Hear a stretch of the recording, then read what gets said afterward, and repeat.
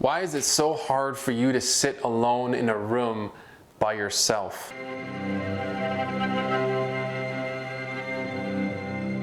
In today's video, I want to explore a famous quote from the French philosopher Blaise Pascal. You might have heard it before. It goes like this: I have discovered that all of the unhappiness of man arises from one single fact, that he cannot stay quietly in his chamber. Think about that for a minute. Every struggle with anxiety, laziness, greed, pride, or addiction, all of it ties back to your inability to sit quietly in your room. What do we make of that? The quote comes from Pascal's famous book right here called Pensées, which translates simply to thoughts. So to better understand Pascal's thoughts about the source of your unhappiness, I want to focus on three key ideas from the book. Number one, the misery of man without God. Number two, the trap of diversion. And number three, why solitude is essential for your happiness. And by the end of the video, my hope is that you'll not only see the brilliance of Pascal's arguments, but also maybe feel inspired to confront the very things he warns us about, seek truth, embrace solitude, and find peace that comes from living a truly contemplative life. So let's get into it. But first, some coffee.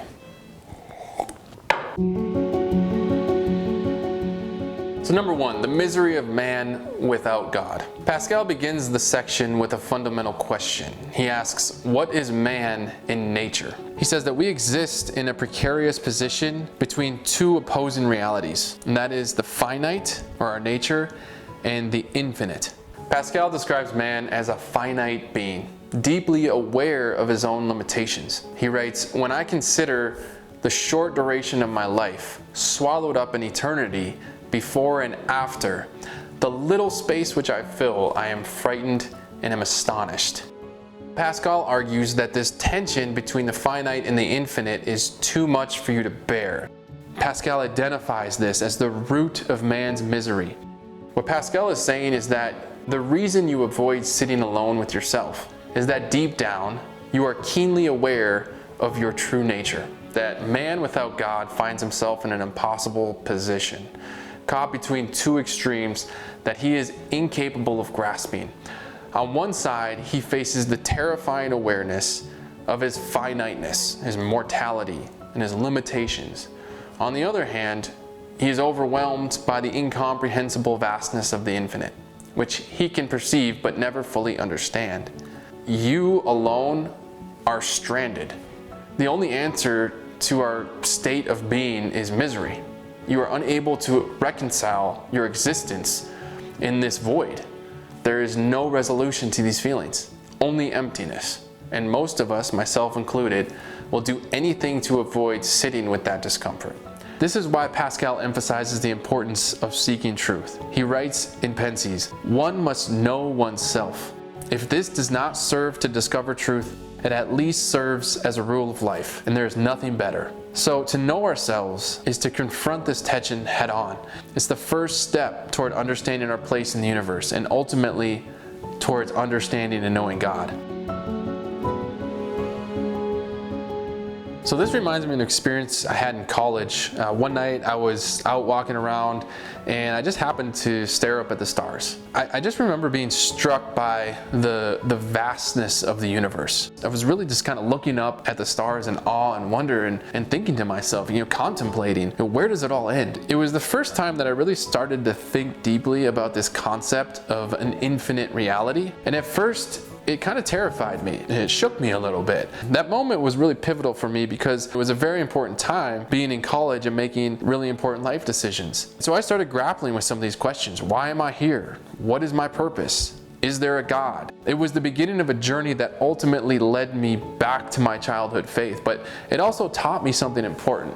The tension Pascal describes isn't just theoretical, it's deeply personal for all of us. Every single one of us has this opportunity to engage with these questions, seek the truth, and try to understand our existence better. So Pascal's point is clear. Man is terrified by his mortality. He realizes that his existence is temporary, that he is fragile, and that his significance in the grand scheme of the universe is minuscule. So how does this tie back to our inability to sit quietly in a room? Pascal introduces us to the idea of diversion as humanity's primary strategy for avoiding the discomfort of his existence. So diversion is not just about casual distractions, it's really about an existential escape. We fill our lives with work, entertainment, socializing, sometimes even noble pursuits like family life. But we do it in order to avoid confronting this existential tension of our existence without God. To illustrate this, Pascal uses the example of a king. A king, he writes, has access to every luxury, accolade, and power imaginable. Yet even he cannot escape the pull of diversion. In fact, kings are surrounded by people whose only thought is to divert them and prevent them from thinking of themselves. Pascal takes it a step further and suggests that a king might even initiate wars or enact destructive policies, not out of necessity, but to avoid the misery of sitting alone with his thoughts. The king's diversions may have far-reaching consequences, but at their root, they are all driven by the same fear of self-reflection that we experience. Pascal believes that all humans are trapped in this endless cycle of diversion. He writes, "Men rarely think of the present, so we never live, but we hope to live, and we are always preparing to be happy, and so it is inevitable that we should never be so." In other words, it's not the achievement of our goals or the satisfaction of our desires that we truly enjoy. What keeps us going is this promise of happiness, the belief that the next milestone or the next job promotion is going to make us happy. But when we achieve that thing, the illusion vanishes and we're left chasing the next thing. So why does this fail us? The reason for this is simple. Diversion doesn't solve the problem, it just delays it. Pascal's point is clear. We've got to stop running. The answer lies in learning to sit still with yourself, to face the discomfort, and then begin the journey inward. Let's be honest, this is not a small task. And if it was a problem for Pascal's generation 400 years ago, it's almost impossibly harder for us today in a world of constant distraction, 24/7 access to news feeds, social media, and entertainment. The modern man is rarely alone, even when he's physically by himself. So what's the path forward?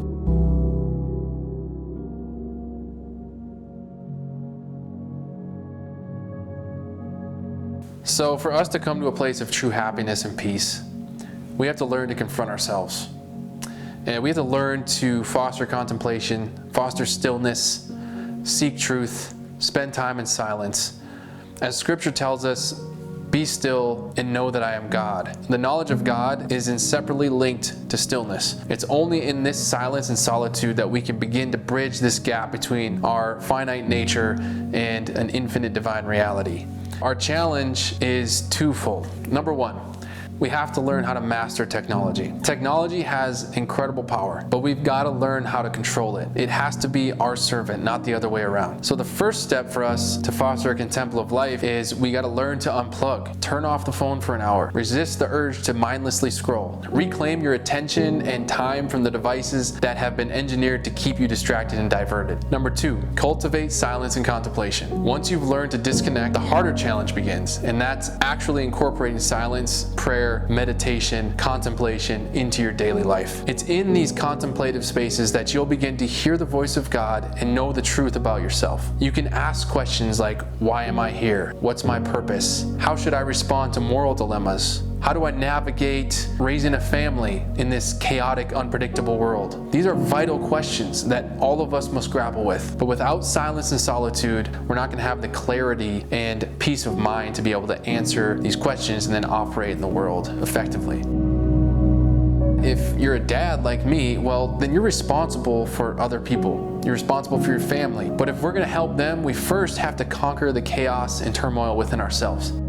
So we need to create what I call this zone of silence in our daily life. This is going to allow us to become the type of person who's content, peaceful, confident, and intentional. We can't show up to our families and our workplaces ruled by that distraction and noise.